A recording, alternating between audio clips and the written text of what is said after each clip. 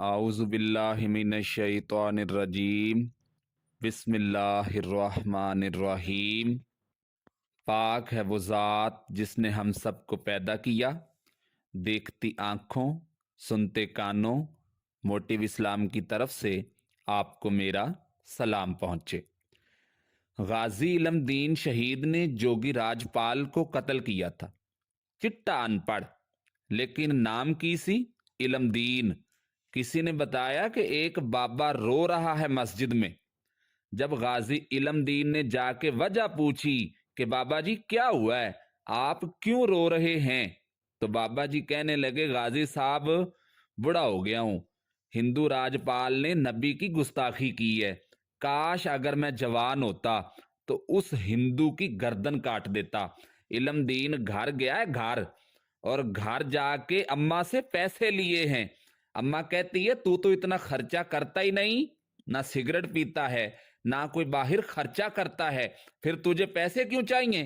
غازی صاحب نے وہ پیسے لیے، بازار سے جا کے خنجر خریدا، خنجر کپڑے کے نیچے چھپایا اور جا کے راجپال جوگی کو قتل کر دیا، اور انہوں نے خود جا کے تھانے گرفتاری دے دی۔ پہلے لاہور جیل میں رکھا۔ ایک درویش رہتا تھا میاں والی میں مجذوب، ساری زندگی بولا کوئی نہیں۔ محمد یوسف نے کتاب لکھی ہے غازی علم دین کے حالات پہ۔ جب ان کو خطرہ ہوا نا کہ لاہور جیل میں مسلمان لاہور جیل کی دیواریں توڑ کے غازی علم دین کو کہیں نکال کے نہ لے جائیں، تو اس ڈر سے ان بدبختوں نے غازی علم دین کو میاں والی منتقل کر دیا۔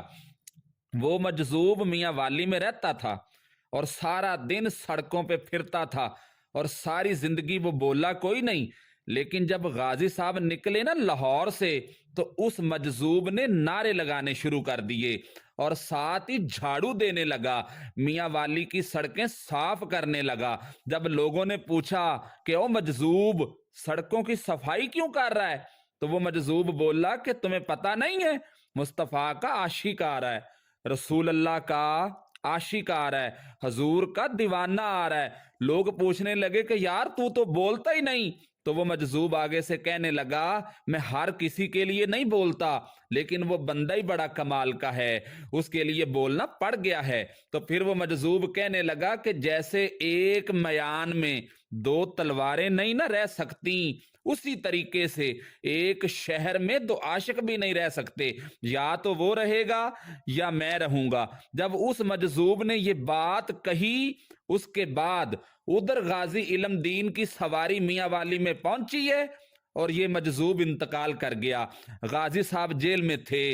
او ظالموں، یہ کہنے والوں کہ یہ ایک سیکولر ریاست ہے، یہ ایک سیکولر شخص نے بنایا ہے، اور لکھنے والوں نے یہ بھی لکھا ہے کہ محمد علی جناح کو اقبال نے مجبور کیا، جس کی وجہ سے قائد اعظم غازی علم الدین شہید سے ملنے کے لیے جیل میں گئے۔ قائد اعظم جب خود جیل میں گئے تو غازی اتنا سادہ بندہ تھا کہ نہ قرآن پڑھا تھا اور نہ کوئی دنیاوی کتاب پڑھنا آتی تھی، بالکل چٹا ان پڑھ۔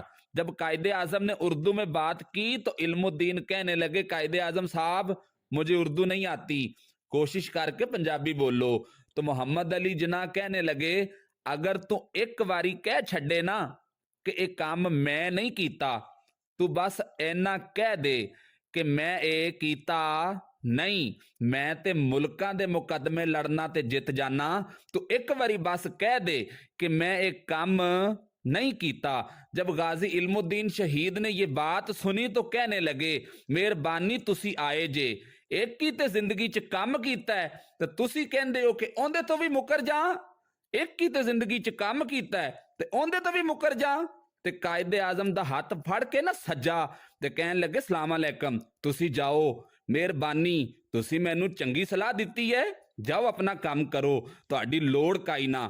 امیر جماعت اسلامی پیر محدث علی پوری چلے، تاجدار گولڑا حضرت شیخ وقت پیر مہر علی شاہ صاحب گئے ملنے، حضرت خواجہ شمس العارفین گئے جیل میں ملنے، تو غازی صاحب نے ہاتھ چومے اور کہنے لگے او سید زادو میں ان پڑھ ہوں، میں غریب بھی ہاں، اور تم میرے پاس ملنے کے لیے آ گئے ہو، بڑی بندہ نوازی کی ہے، अब अगर आ ही गए हो तो कोई बात ही सुना दो। तो पीर जमात अली शाह साहब जेल में गए, बड़े पक्के हाफिज थे, तो कहने लगे कि तू भी कैद में है, हजरत यूसुफ भी कैद में थे, तो तुझे सूरह यूसुफ ना सुनाऊं? हजरत यूसुफ ने भी कैद काटी है, तो तुझे सूरह यूसुफ ना सुनाए? गाजी साहब कहने लगे सुनाओ। तो पीर साहब ने पढ़नी शुरू की और साथ रोना भी शुरू कर दिया। और जब रोए, हिचकी बंदी, तो इस दौरान जेर जबर कोई लफ्ज आगे पीछे हो गया। अनपढ़ गाजी जिसने पढ़ा ही कोई नहीं कहने लगे हजूर गलती लग गई है, जरा सही से पढ़ें। तो उन्होंने तिलावत रोक दी और सादक अल्लाहुल अजीम के बाद कहने लगे ओ गाजी इलमदीन जरा बात सुन। नजर वाले थे ना तीनों, तो कहने लगे यार तू तो पढ़ा ही नहीं, सच्ची बात बता मामला क्या है। तो गाजी इलमदीन कहने लगे तुसी बजुर्ग हो, तुसी ना हुंदे ते कदे भी ना दसदा। तुसी सारियां ने फट्टी ते बह के हाफज कोल पढ़िया है, ते इत्थे जदों हनेरा पैंदा है ना, मदीने वाला चन्न आप ही पढ़ान आ जांदा है। मेरे अजीजों, गाजी साहब कहने लगे मैंने तो रसूल अल्लाह से पढ़ा है ना, मैंने तो वद्दुहा वाले नबी से वद्दुहा वाली सूरत पढ़ी है ना, मैंने तो यासीन वाले नबी से सूरह यासीन पढ़ी है ना। गाजी इलमदीन को फांसी लगी थी, शिकवा कोई नहीं था, और गाजी अब्दुल कयूम को फांसी लगाई थी अंग्रेजों ने, तो शिकवा कोई नहीं था। आमर चीमा को शहीद कर दिया था डेनमार्क वालों ने, हमें शिकवा कोई नहीं था। पर हमारा दर्द बढ़ता जा रहा है कि उस शख्स को अपनों ने मार डाला। तीर खा के जो देखा कमी गाह की तरफ, तो अपने ही दोस्तों से मुलाकात हो गई।